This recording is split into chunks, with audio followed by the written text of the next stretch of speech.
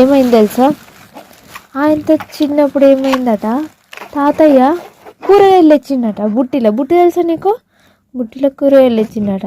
కూరగాయలు తెచ్చి ఇంట్లో పెట్టిండట. నేనేం చేసిండట, తీసుకుపోయి అన్ని గూడ్లో వాడవేసిండట.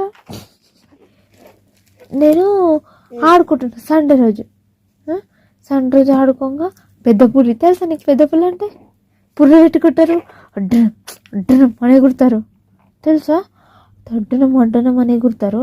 నేనేం చేసిన, మా ఫ్రెండ్ వాళ్ళ ఇంటికి అయినా, రే ప్రసన్న పెద్ద పులి వచ్చిందా అని అన్న.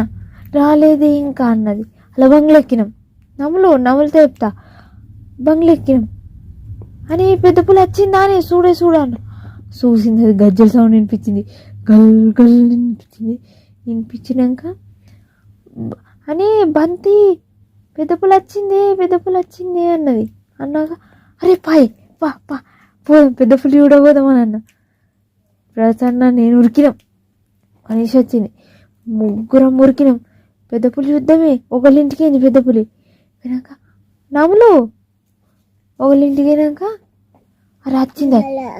లాలన ఏమైంది,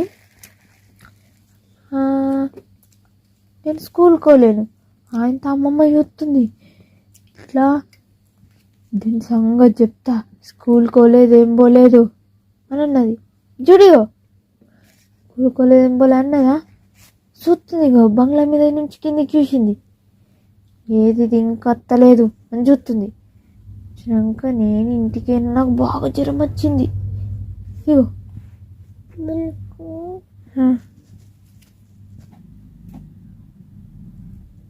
నేను ఈశాన్వి జ్వరం బాగా వచ్చింది. జ్వరం బాగా వచ్చినాక అమ్మమ్మ ఏమన్నది, ఏమైందన్నది. వింటున్నావా, ఇది చూడు, అమ్మమ్మ ఏమన్నది, ఏమైంది స్కూల్కి పోలేవా, ఏ బంతి స్కూల్కి పోలేవా అన్నది. ఆవట్టు స్కూల్కి పోలేవా అంటే నేను పోలేను, జ్వరం వచ్చింది అన్న. ఇట్లా ముట్టి చూసినాక జ్వరం బాగా వచ్చింది.